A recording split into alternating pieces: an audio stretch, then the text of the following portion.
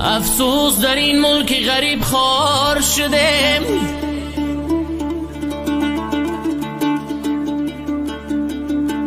افسوس در این ملک غریب خوار شدیم.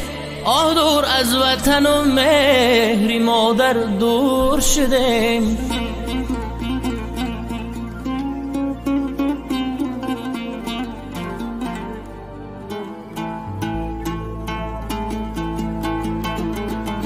طفلکان آزرده و آیند صدای گریه‌شان،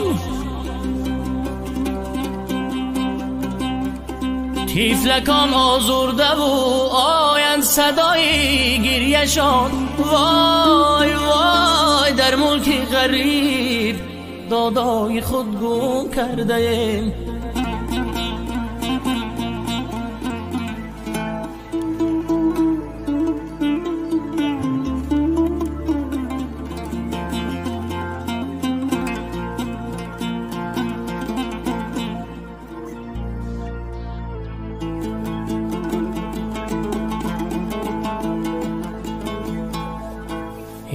از گلشنی گلزار به گلیستان چی نویسم؟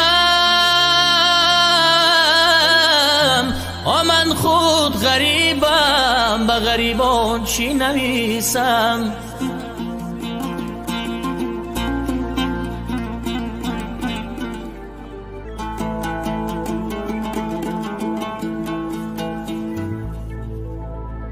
در ملک غریب گشتیم با دلی پرخون، با این دل پرخون به عزیزان چی نویسم؟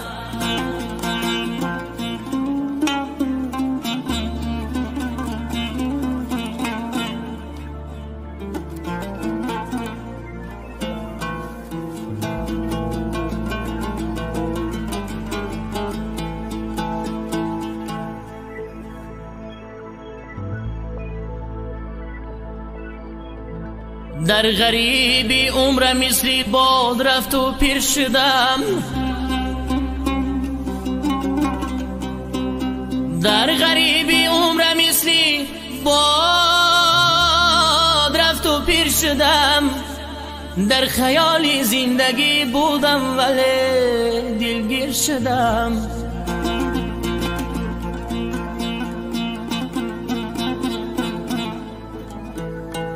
فکر کردم شهر مردم را تماشا می روم،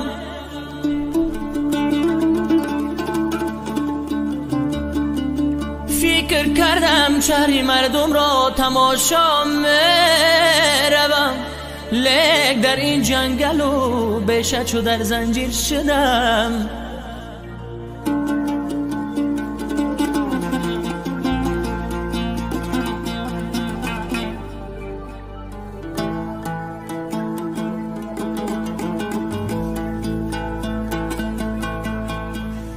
ای جوانیم بو بخشایم تو را کردم خزان،